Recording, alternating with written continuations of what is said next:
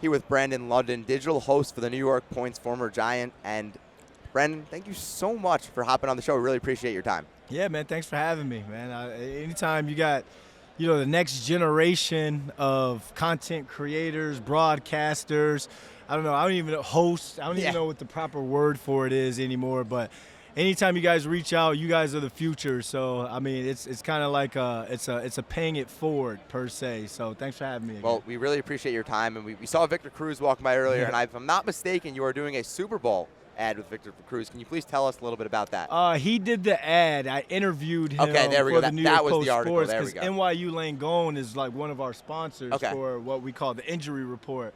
So when they reached out, I do all the interviews with their doctors and stuff. Some of their doctors that I've interviewed were in the campaign with Vic. So when they reached out and was like, hey, would you mind doing an interview with one of the doctors and Victor Cruz as well? It's like, this is a no-brainer, So really cool Super Bowl ad.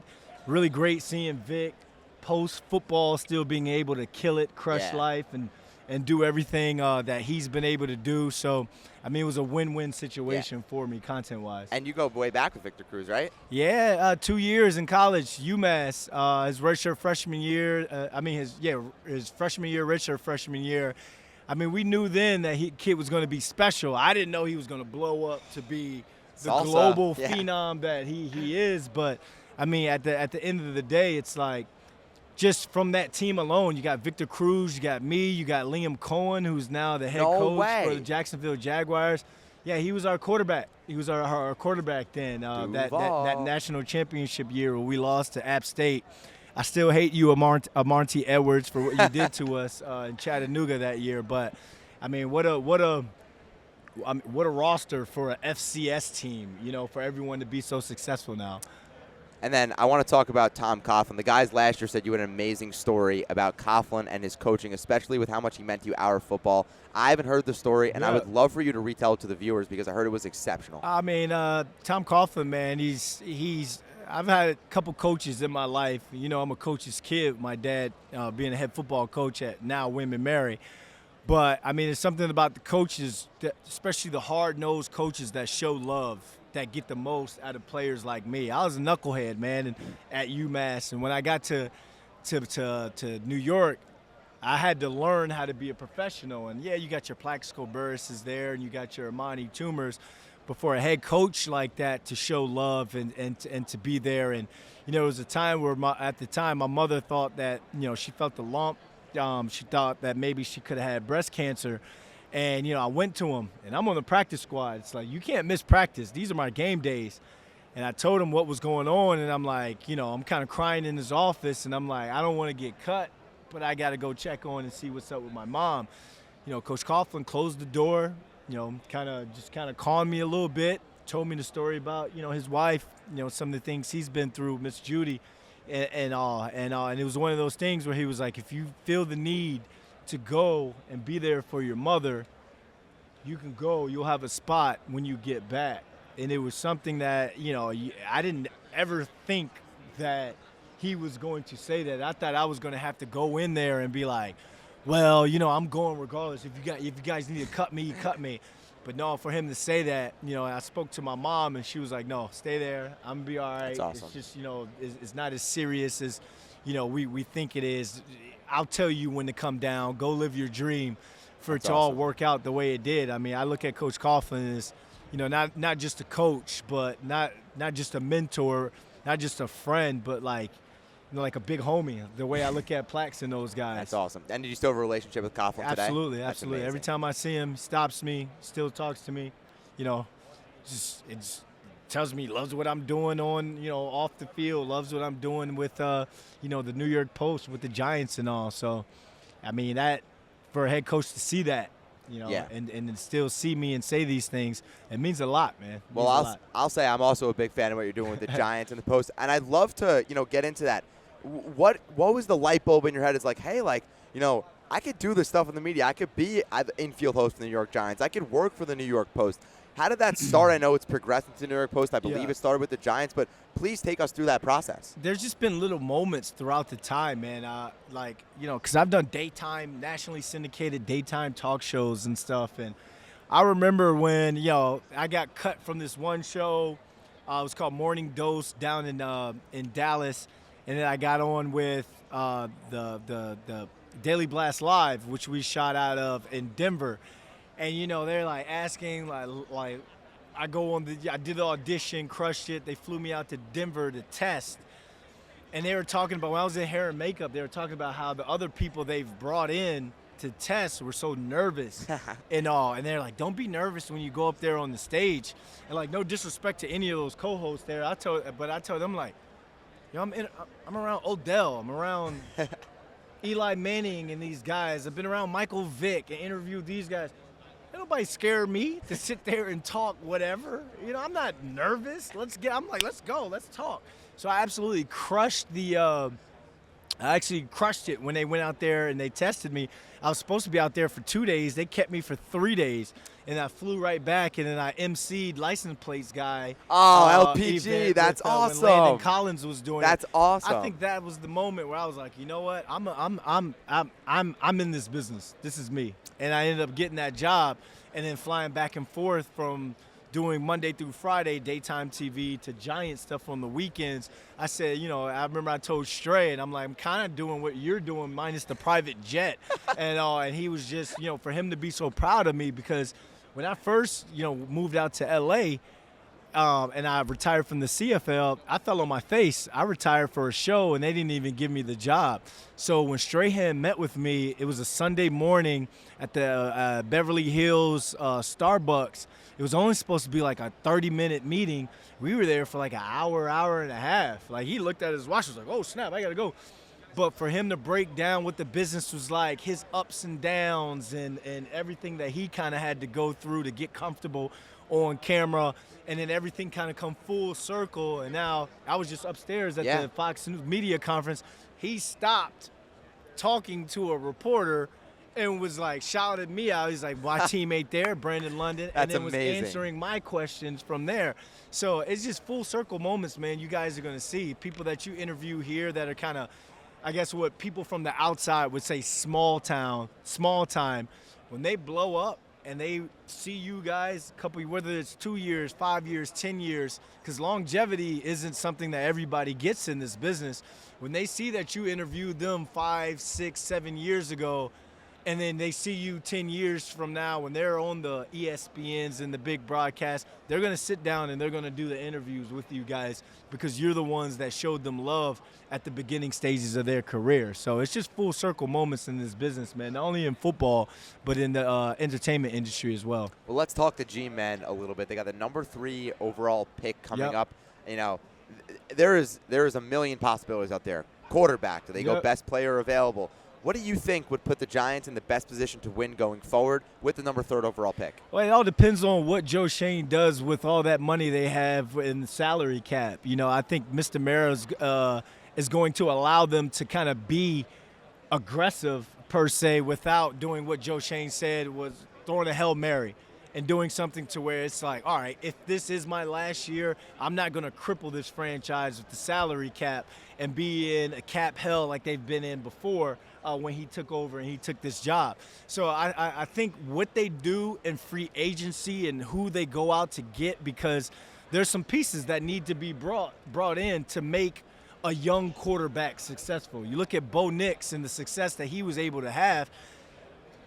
Bo Nix couldn't have done what Jaden Daniels, I don't think Bo Nix could have done what Jaden Daniels did on the Commanders. Bo Nix had a strong defense behind him. He had the right coach behind him, but he had weapons at his disposal. So if you're going to draft a Cam Ward, or you hope that a Cam Ward or Shedeur Sanders falls at 3, if you're going to draft those guys, hopefully you've had a strong enough free agency to where you're not putting these guys in position to fail and be like, you have to be the savior and they have to go to the playoffs in 2025 to keep a Brian Dable's job or a Joe Shane's job. So it's all going to start with free agency, man. I think everyone's been so wrapped up in the draft the next best quarterback for the future.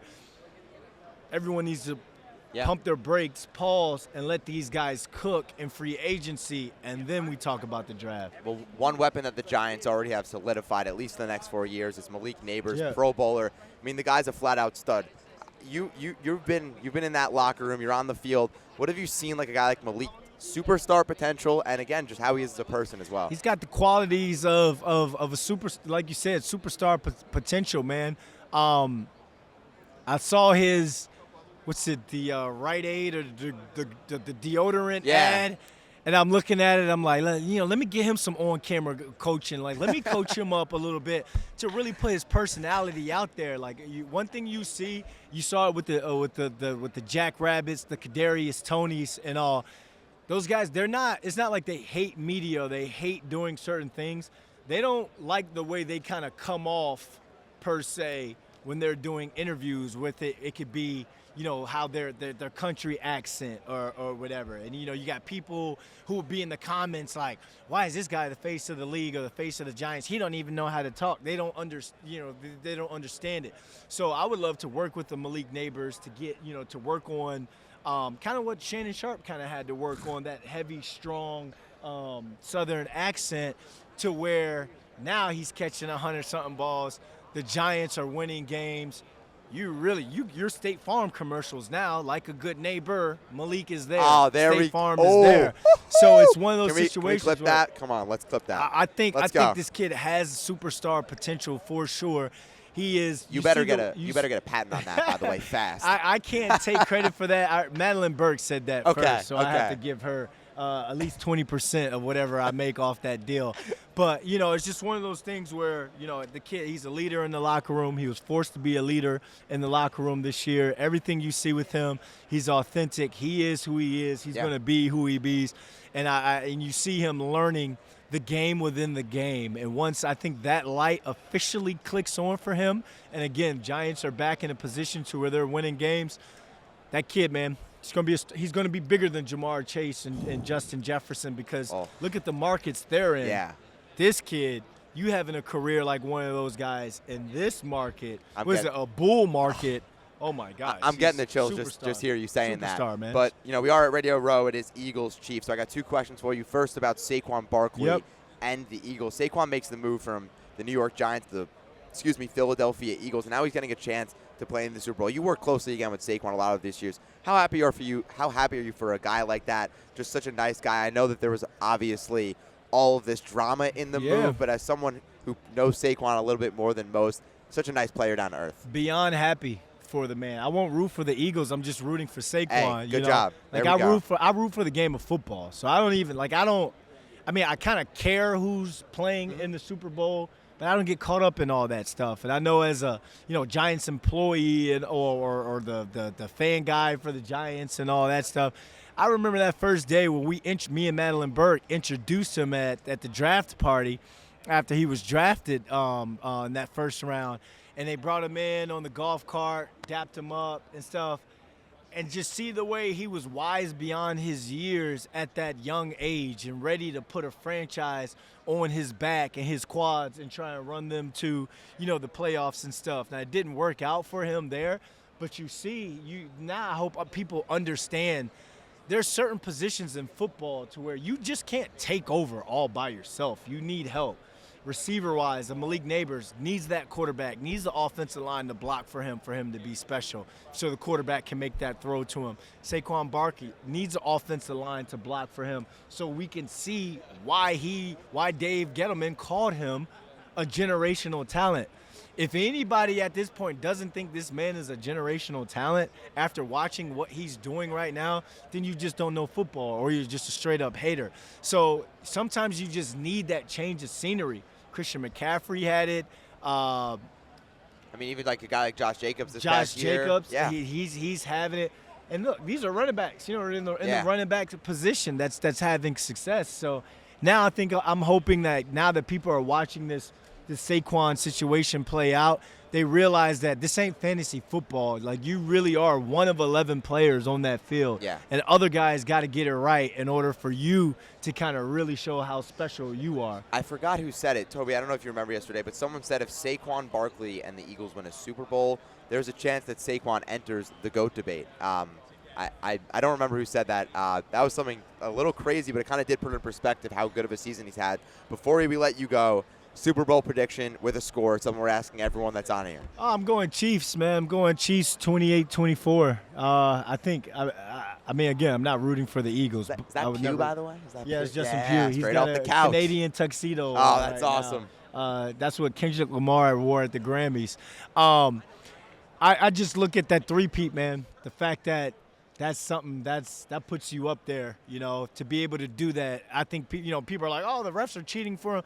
They can't cheat for you every single game, man. There's certain deep details and disciplines that this team shows game in, game out, and they go out and they get it done. So to be able to watch that and for us to be able to watch that and, kind of like our generation, me still being alive, young enough to watch, understand sports and the game and the direction where it's going.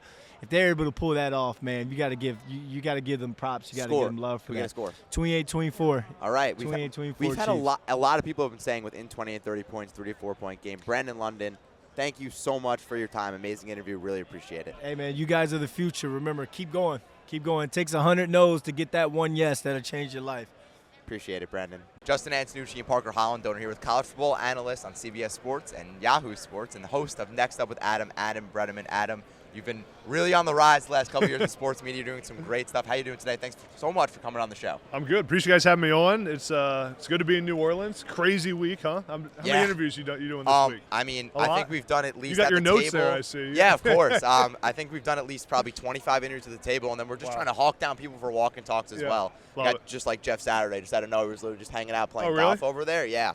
So, I mean, it's been crazy. Is this your first time, Nola? You've been here a bunch of times? I've been in New Orleans. I was at the, what was it? No, it was the bowl game down here. Oh, the Sugar Bowl, Sugar Bowl, yeah. There was also a Senior Bowl here a couple years ago. I was in Sugar Bowl here last year. Okay, last year I was saying, I'm an Irish guy. So. God, okay, cool. Yeah, so I've been here before, but it's cool place. I mean, mob scene down here, though. It's crazy. It's crazy. Couldn't get a hotel. It's brutal. But, yeah, it's good to be here. That's the fun part about coming with the college is we get it's a little far away, but we are very grateful for the digs that we do have. So we do want to talk about, obviously, you are a rising star in sports media, as Justin alluded to. You got your podcast started, Next Up with Adam. Talk about just the process of getting that started in a market where podcasts are really oversaturated right now, but you've managed to carve a spot out for yourself. Yeah, when I started Next Up, it was really about how do I get head coaches, athletic directors, big-time personalities in sports to have conversations in a way they don't normally have them. How do we give that content to sports fans? Because, I mean, you guys know, getting a head coach or an athlete or a entrepreneur to sit down and tell those unfiltered behind-the-scenes stories is really tough to do. And I felt like with my background, with my experiences in sports, I could get people to open up and have those kind of conversations. So I kind of try to take that Joe Rogan type approach to college sports, right? I have an interview dropping today with Kenny Dillingham, head coach at Arizona State. Oh, that's awesome. And he's coach of the year in college football. But we talk about that on that podcast, stories about the adversity in his career, the ups and downs, him almost getting fired, the bad things that happened in his career, the good, him having a plan to be the head coach at Arizona State since he was 16 years old, all those ins and outs, ups and downs of his career that normally a coach wouldn't talk about, that I can give that platform for him to actually do it. Well, we want to talk some college football with you for sure, but first I want you to also promote, you have College Sports Co. recently started. Can you tell our viewers a little bit about that? Because it's really some awesome stuff. Yeah, started the College Sports Company a couple years ago. The mission of it is to be a solution for schools and athletic departments and NIL collectives to drive new NIL revenue. Every school and collective has a revenue issue right now in college sports. They're all trying to figure out how do we pay our players more money.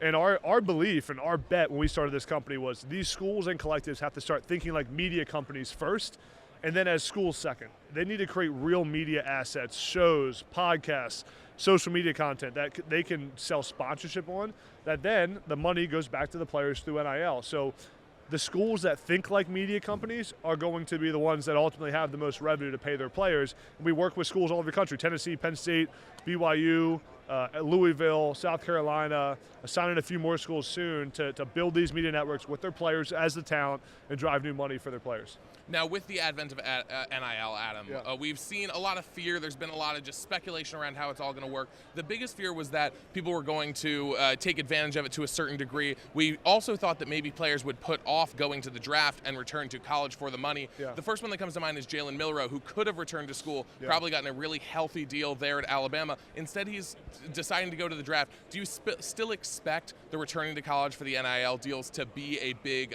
spreading trend, or do you think that it's not really going to deter any of these top talents from leaving early? No, we're going to continue to see guys stay in college longer who otherwise wouldn't. Drew Aller at Penn State's a perfect example. Drew Aller would have been a top 3 quarterback drafted in this draft in a pretty weak quarterback class, decided to stay in school because he wants to win a natty, but also, let's be honest, because he's going to make probably $3-4 million staying at Penn State. Carson Beck as well at Miami. Carson Beck as well, transfers, yeah.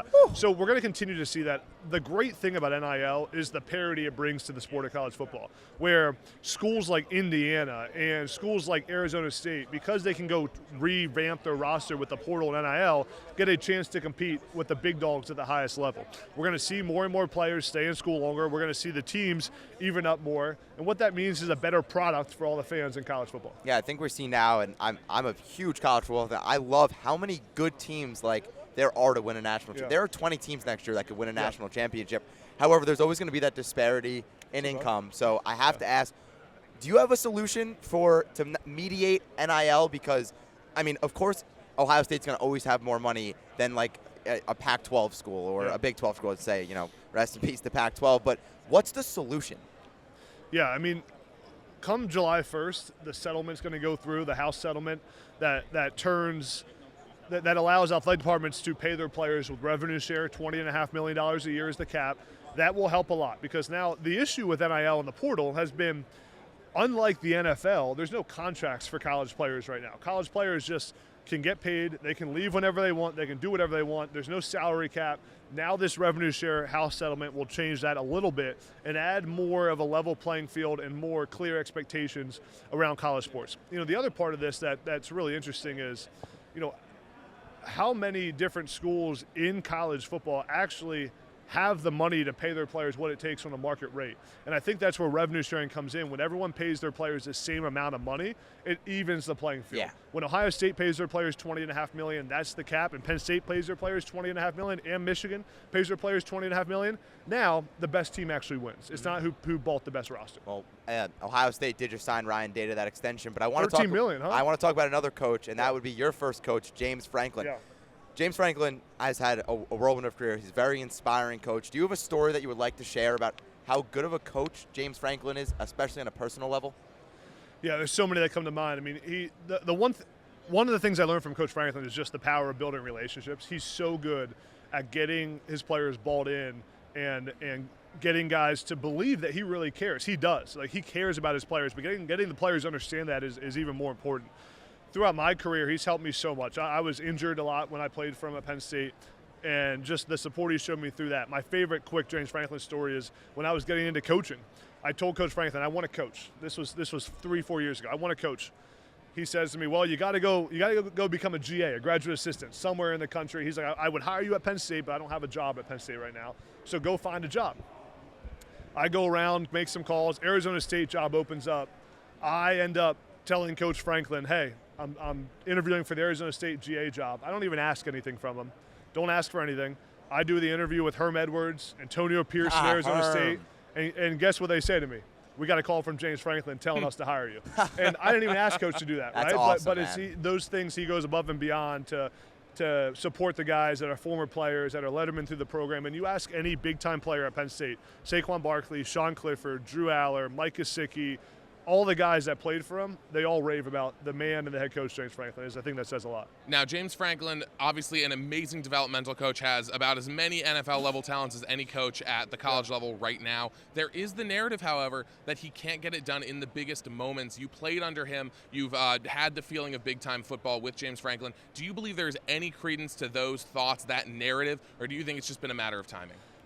Yeah, I think both. I think there's a little bit of truth in everything. You look at what Coach Franklin has done at Penn State. The coaching job he has done in the last decade of college football is one of the best we've seen.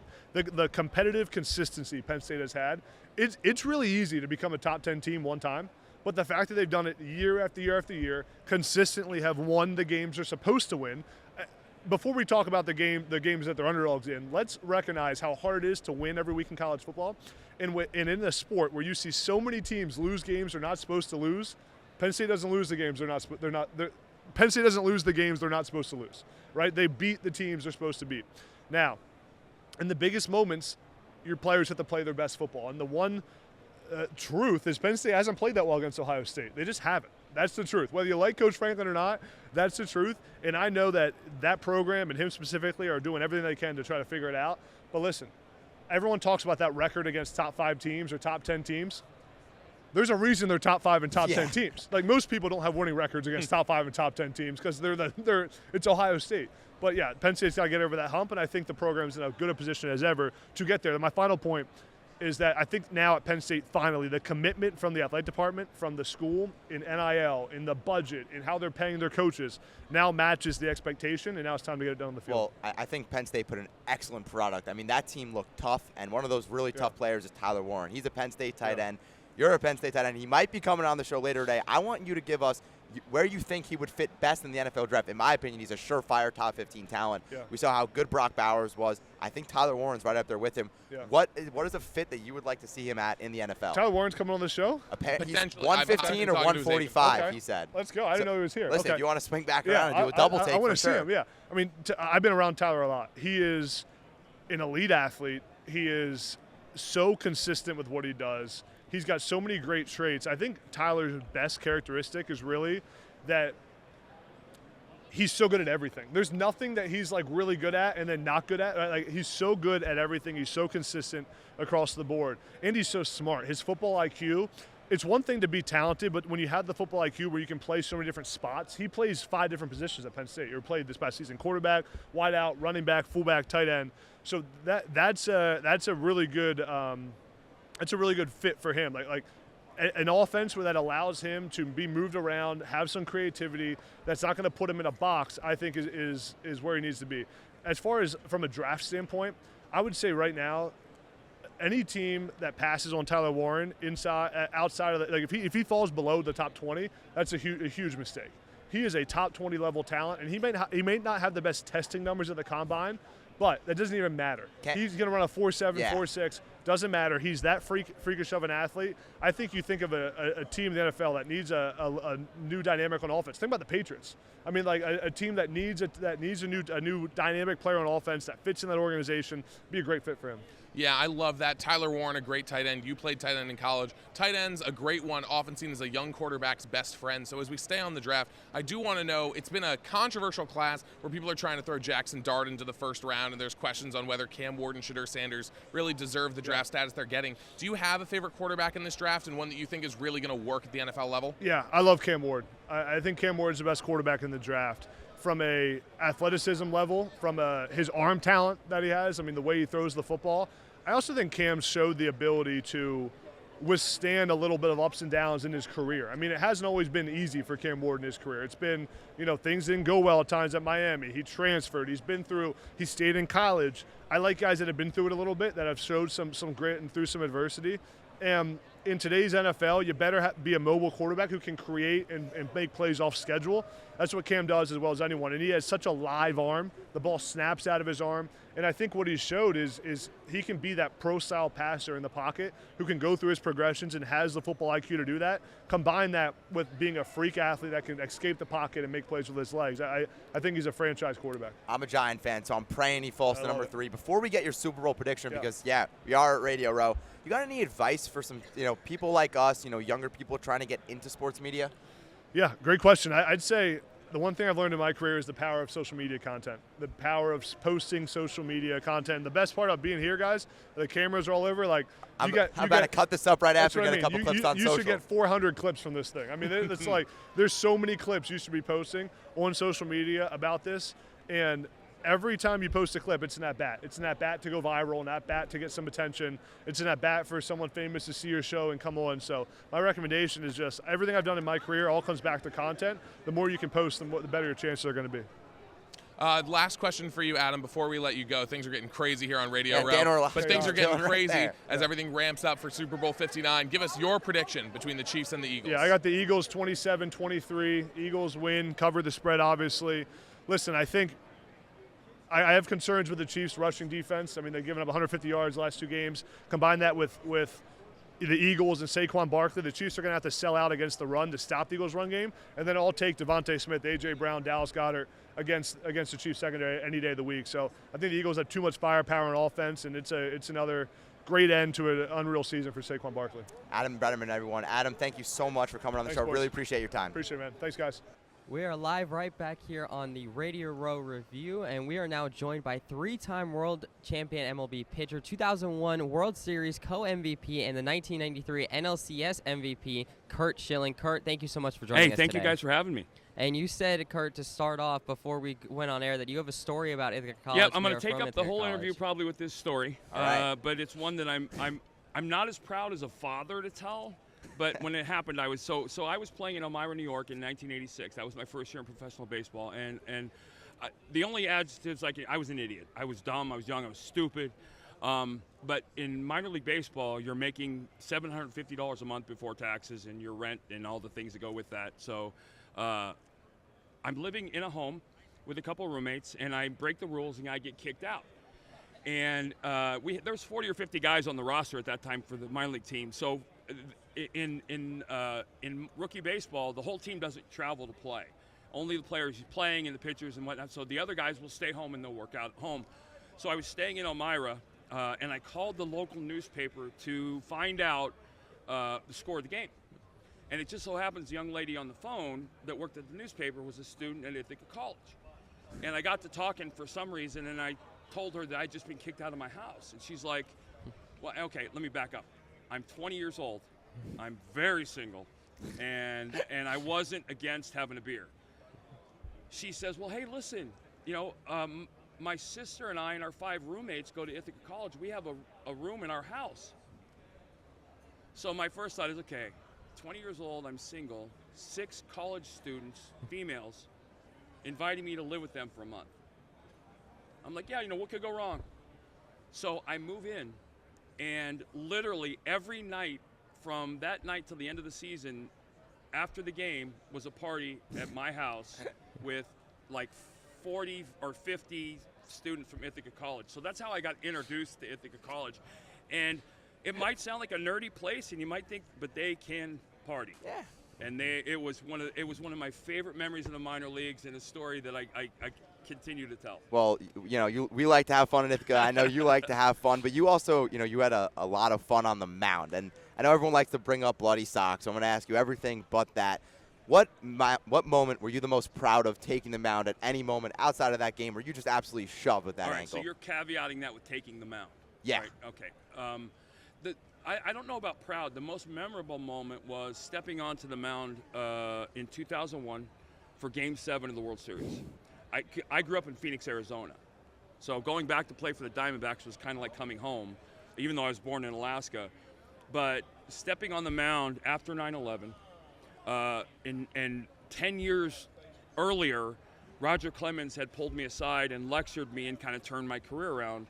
Now, 2001, I'm stepping on the mound against Roger Clemens after 9/11 in my hometown, after the B-2 flyover and all the things that went with that. It was the first time, and I said this earlier today, it was the first moment of my career where I ever told myself, take a breath, step off, and look around. 100 million people watching this game, but it was one of the first and only times in my career when I was active that I kind of appreciated the moment. Mm-hmm. And I think it's very, I would tell you guys, first of all, I love what you guys are doing. Amongst a room full of professionals, there's nothing that supplants real world experience. You guys are understanding what it takes to get out and be a part of the jobs you want to do. And it's not all glitz and glamour. There's a lot of stuff that's a pain in the butt. But I appreciated all of that, and appreciating in the moment was something that's very, very hard to do, especially if you're good at something. Thank you. Yeah, and I got to ask you, you played with Terry Francona twice, once in Philadelphia, once in Boston. What was it like playing with Terry Francona as your manager? Okay, so the respectful answer first, which was I pitched his first win in the big leagues, his first win in the playoffs, his first World Series win. Very, very dear friend of mine. People don't know that in 2001 he almost died. Literally read his last rites. One of my closest friends ever. Probably one of the best managers to ever manage in the big leagues. But I'm going to tell you the non-politically correct answer. Also, the most disgusting human being and revolting person ever in Major League Baseball history. And one of his 4 air stories. He used to sit in the coach's office. He used to sit in his manager's office in Boston, and the clubhouse was about as big as this table. Terry sat in the bathroom of the manager's office with the door open and would call players in for meetings and thought that was like the greatest thing. Yeah, that was who he was, a disgusting human being when it came, but a baseball lifer and one of the most amazing human beings I've ever known.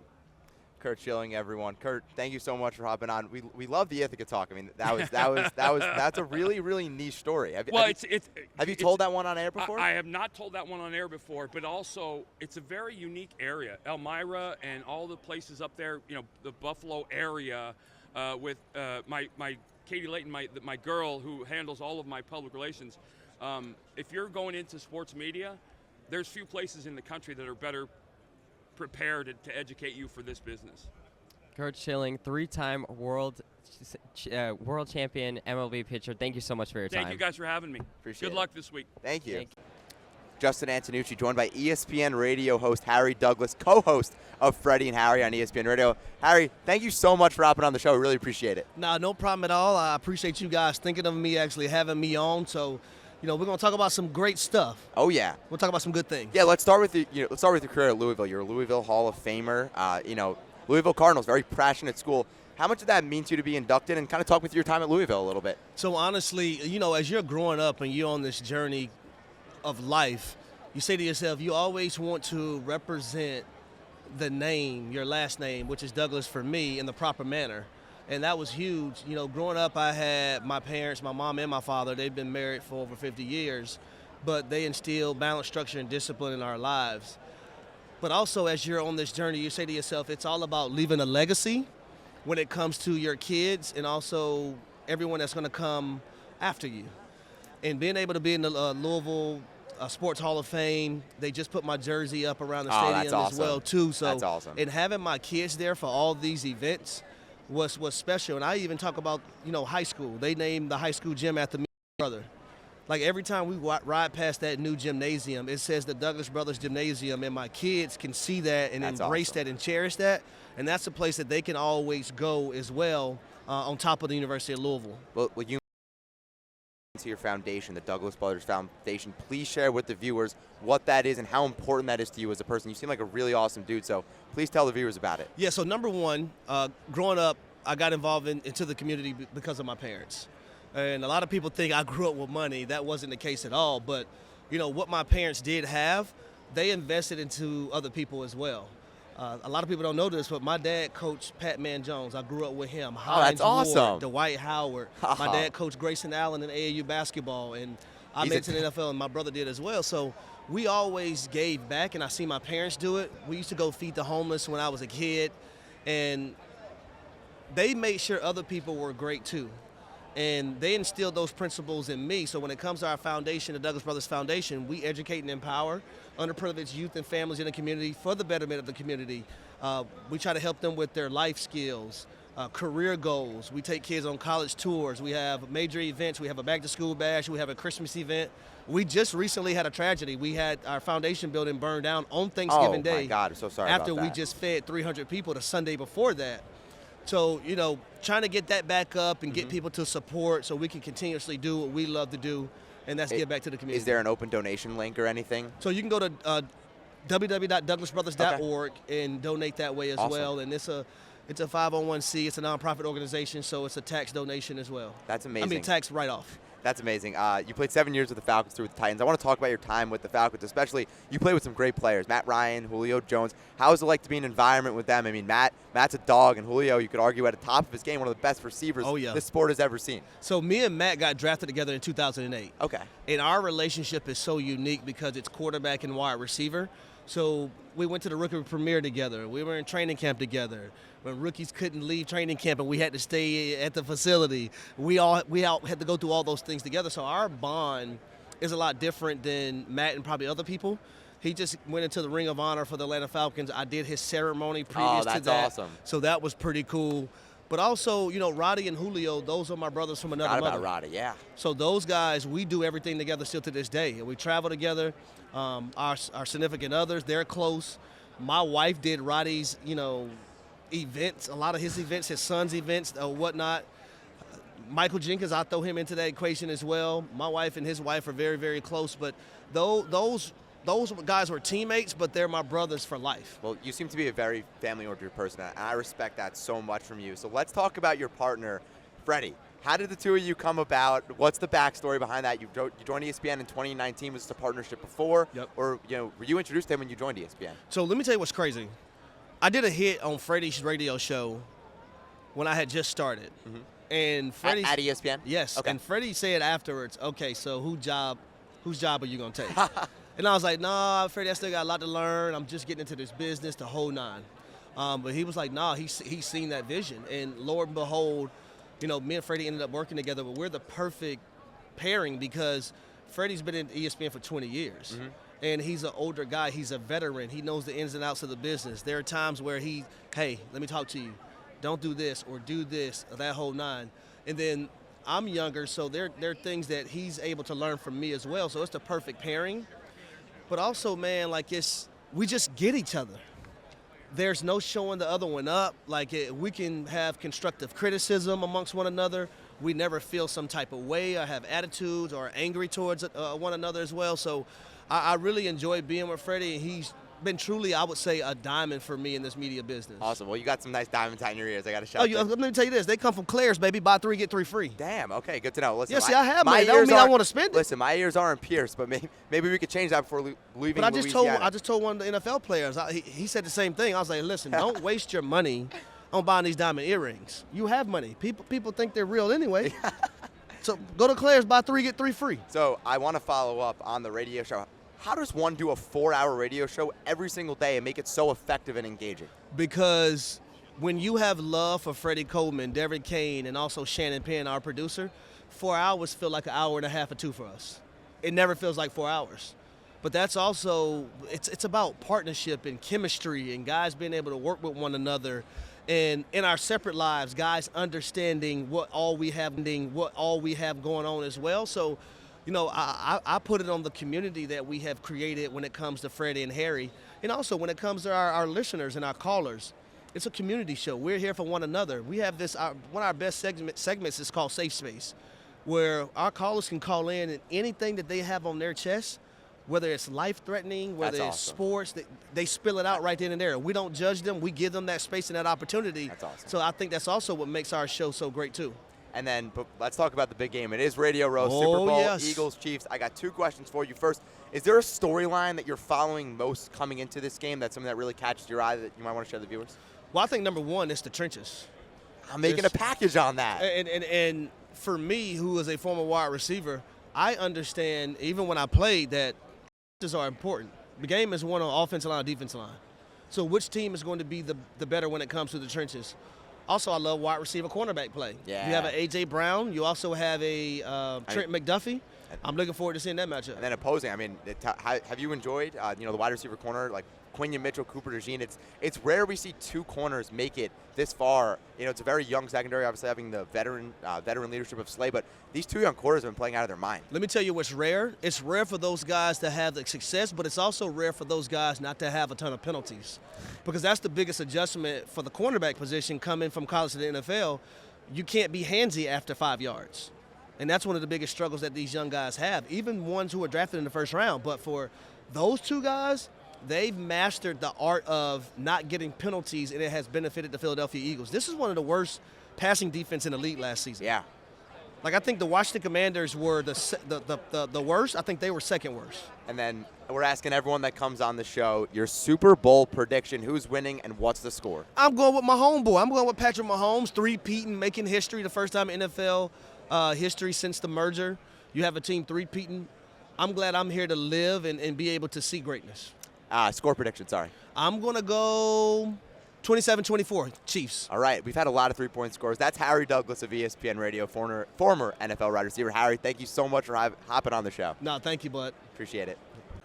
Welcome back to New Orleans. Parker Holland, owner Tobias Zabore, sitting down with 3-time Pro Bowl guard Kyle Long. Kyle, how are you doing today? I'm doing good. It's funny you say 3-time Pro Bowl because everybody got sick. Me. Hey, so, they're on your record. They're on your record. Yeah, you got the second team All-Pro. What do they say? Well. It's a line drive in the box score.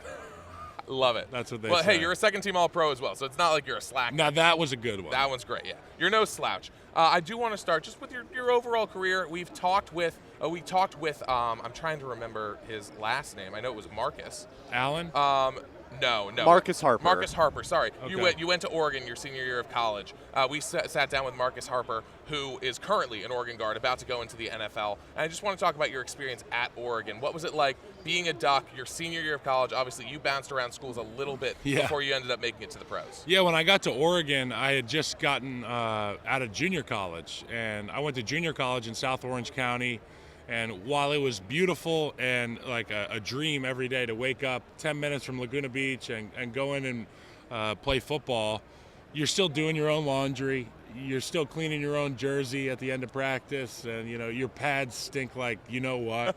When you got to Oregon, you show up in the locker room. It's got a ventilated locker that's pulling the smells out of your, and they got 50 guys on the equipment staff. You're wearing a different jersey every day. And you add to the fact that you're playing with the best guys in the country. It was an experience like none other.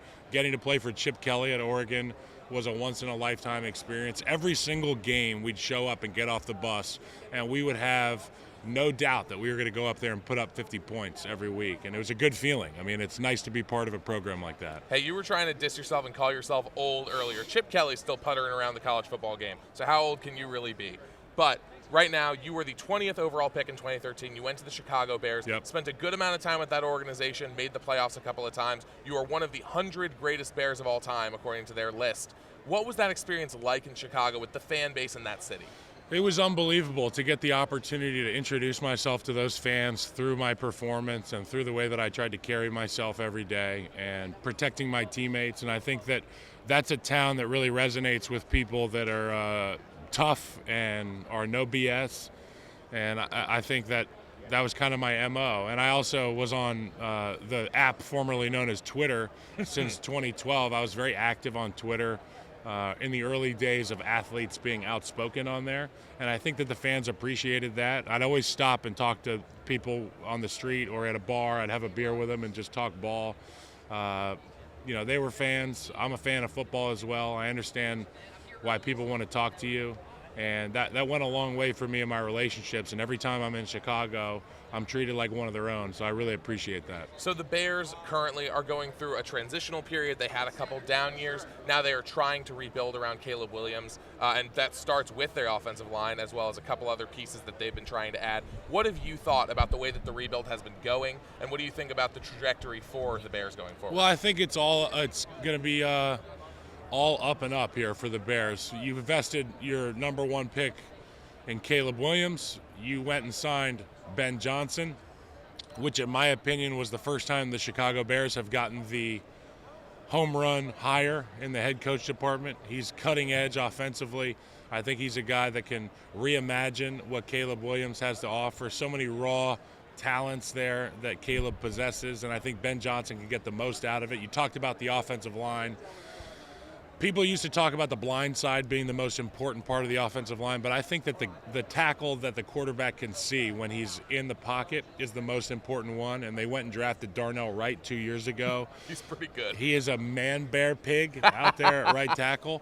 So to have that guy be in Caleb's forefront and his vision, it bodes well for the success of this offense. That's what I love to hear. And I want to get into a little bit about the offensive line, your time as a guard. When we were talking with other O-linemen this week, we talked about the fact guard's one of the most underrated positions in football, especially considering the market's probably about to get reset with a couple of the Chiefs guys hitting the free agency. They've been so dominant. A couple other guards looking to get paid big time.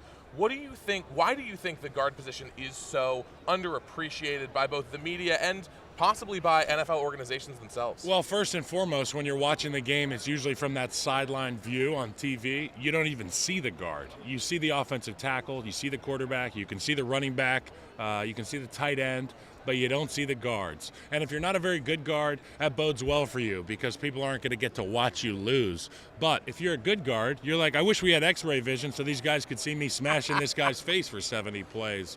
I think it's important to maintain the integrity of the dish. And when I say the dish, That's the pocket. You want a clean image, a clean patch of grass for that quarterback to be able to step up in the pocket. Centers and guards, I feel like, are the most important pieces of that offensive line. Okay, I'm exceptionally curious about this because offensive line scouting and drafting is something that is very interesting to me. I'm trying to learn more about it. We've got a couple tackle prospects in this draft that most experts, experts who weren't players but watch the game a lot, are saying should bump in to play guard. What do you think about the way that all works, specifically like your Kelvin Bankses, your Will Campbells, who it's being said arm length, burst, size in general, says that they should move in and play guard? What's your usual reaction to Well, when I came out, I went to the combine and they measured my arms and they were calling me T-Rex.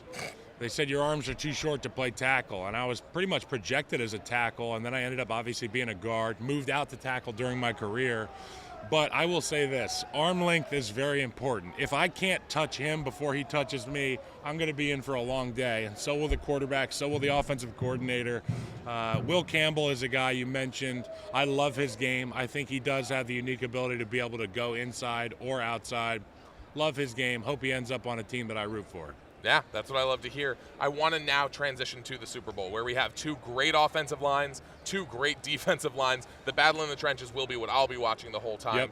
Which do you think that either team has an advantage when it comes to the trench warfare that we're going to see in 2 days? I think the Philadelphia Eagles have the advantage. The Kansas City Chiefs, out of necessity, had to move, in my opinion, their best offensive lineman out of the middle to tackle. That's Joe Tooney, who's an all-pro guard, moved to tackle. Did a fantastic job against some real werewolves at the defensive end position.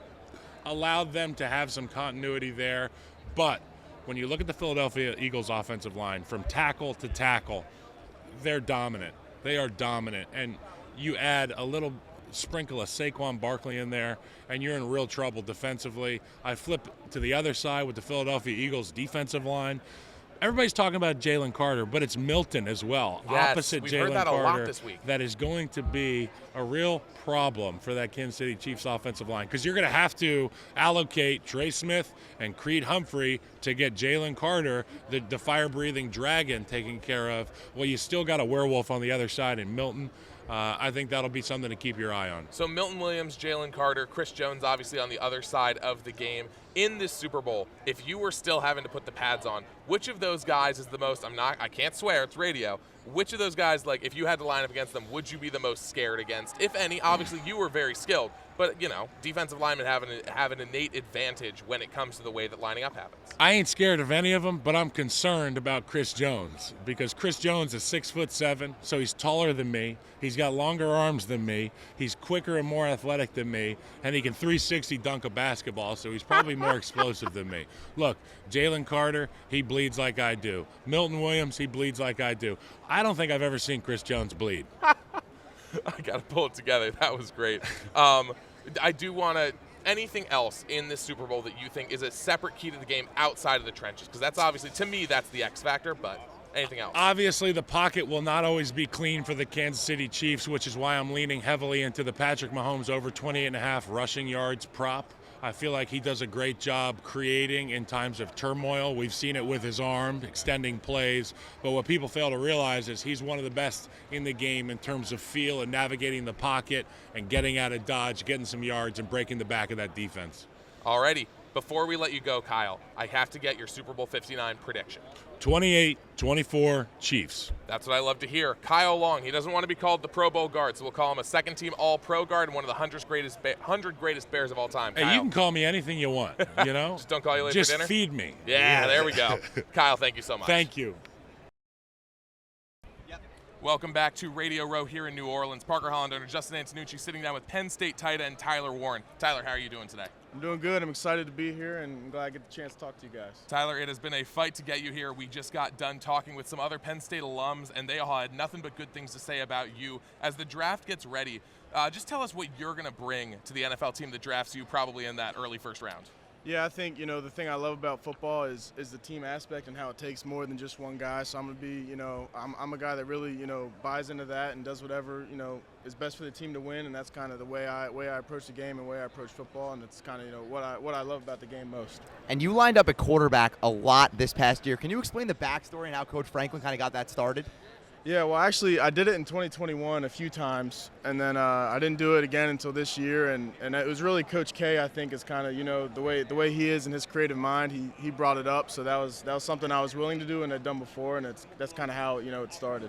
Your versatility kind of is your brand. It is what you are, the promise that you made during this playoff run with Penn State that you had during your entire career there. And Penn State's really gaining pardon me, it's gaining a, what's the word? Oh my God, it's getting a reputation as the next tight end university. You have one of the most stacked tight end rooms I've ever seen. Talk about that room of guys now that's helped you develop. Yeah, I think the guys I came in with, like, you know, Pat, Brent, and Theo, they all helped me out in a big way, and kind of paved the way for me. And then the guys that are in that room now, you know, Khalil Dinkins, Luke Reynolds, Andrew Rappelier, they're as talented as any of the tight ends, you know, I've played with there. So it's going to be a long time with great tight ends coming out, and there's a lot of talent still in that room. So I'm excited to see them grow. And Tyler, you really do not like to be tackled. Do you have a favorite touchdown run that you've had over your college career where you literally just cannot be brought down, almost like beast mode? No, I mean, If you want to talk about beast mode, you should probably look into K-Tron or Nick. I'm sure they got some better highlights than me. But yeah, I mean, anything, you know, when you do get the ball in your hands, you're expected, you know, make plays and score when you're close to the end zone. So that's kind of, you know, our mentality when we're carrying the ball. Tyler, I've got two quick questions for you before we let you go. First of all, you've got the NFL draft coming up. Are there any teams out there that you know need a tight end that you would love to play for? I wouldn't say there's any specific. I'd just be happy for the opportunity, you know, to get to play in the NFL and have the chance to, you know, go work with the team. Yeah, I love to hear it. And another great tight end, a couple of them, Dallas Goedert, Travis Kelce, we're going to see in the Super Bowl in just a couple short days. Tyler Warren, give us your Super Bowl 59 prediction. Being a Penn State guy, I guess I'm going to say Philly. And I can't say the exact score, but I think it'll be a one-touchdown game, and they're going to have the ball last, and I think that's how it'll go. Love to hear it. Tyler Warren, Penn State tight end. Tyler, thank you so much. Thank you guys for having me. Parker Hollander, Alex Chiproot back here. Browns corner, DB, Denzel Ward. Denzel, how you doing today? Good, man. How you guys doing? Really, really good. It's an honor to have you here. Obviously, I told you right before we got on air, I'm a Ravens fan. I got to ask, the AFC North rivalries, they're gassed up a lot. Everyone loves to talk about them. How does it feel to really be in that game, that high-pressure AFC North environment? Physical. It's a very violent game. Like, you always going to come out that game hurting, but it's a great game, though. It's, like you said, high pressure, high intensity. You got to win the game. You know it's going to be real good competition at the end of the year, try to get into the playoffs, and these are the teams that you got to beat. I got to ask about the news that came out a couple days ago. Myles Garrett requests a trade. Obviously, that's one of your guys. He's on the defense. He's your teammate. How do you feel knowing that he wants out of Cleveland? Like, what's the immediate reaction? I mean, it's tough. I mean, you understand where he's coming from. He's a winner. He wants to win, and he wants to contend for championships and make it to the Super Bowl. So, I mean, you just got to understand that, and it's just about finding how to get there. So, yeah, he put that out there, but yeah, we just got to wait and see. You had a lot of success individually this season. The Browns obviously are struggling. What do you think needs to change in the locker room in order for you guys to do better? Honestly, I think we got to solidify the quarterback position. And, I mean, we got to get better elsewhere as well, but we just had a lot of guys rotating in and out at the quarterback position, so if we could hold that spot down, I think we'll be good. And Denzel, speaking of solidifying the quarterback position, the Browns have a top 5 pick this year in the NFL draft. What would you like to see them do with that top 5 pick? That's a great question. I don't know. Best available. I don't know who I would select at the moment, but whoever's going to come in and make a difference and help us win games. No, go ahead. Do you have a favorite draft prospect that you've been looking at and maybe keeping track of a little bit leading up towards the NFL draft now? I like a few of the prospects. I like Travis Hunter. I like Carter, DN from Penn State. Cam Ward, Shador. I like those guys. So it's a few of them I like in there. How would you like it to have Travis Hunter alongside you in that secondary, potentially playing lockdown corner alongside you? That would be a crazy duo right there. So it'll be good. You know, I'm welcome. If he comes, it'd be great. We welcome him. He's a great player, but we'll have to wait and see. Now, I am curious about this because whenever I talk to football players, I've noticed that a lot of athletes don't like watching the sport they play, and I'm seeing you're wearing an Angels hat. Are you a big baseball guy, you a big basketball guy, or do you like watching football no matter what? See, I feel I'm a big fashion guy, so it's like okay. It is an Angels hat, but it's like I like more the style of the hat and the look of it, but I'm all Guardians, man. I love the ice. I love it. Is the hoodie, is it pleather or is that straight up leather? Leather, Averex hoodie. You know, so yeah, it's a leather hoodie. I love it. Anything else? Anything crazy you've seen today on the route? On what? On the row, here on Radio Row. Nothing too crazy. I've been here before, so I kind of got a good feel and understanding of what's going on around here. Hope you'll be here again, Alex. And how have you been enjoying the city of New Orleans? I'm sure that you've been here for a little bit now. How have you been enjoying the city? Have you had any of the local food yet? Tried any of that? Yeah, I'm looking forward to enjoying it more. As soon as I landed, I came straight here to and talk to everybody around here. So I'm looking forward to getting out into the city and checking it out. Well, we'll let you get out of here. Enjoy the culture. Denzel Ward, before we let you go, I do have to ask you, what is your Super Bowl pick? Chiefs versus Eagles in a couple days. I got the Eagles. I got the Eagles winning it. Love to hear it. Denzel Ward, Cleveland Browns defensive back. Denzel, thank you so much. Thank you, guys.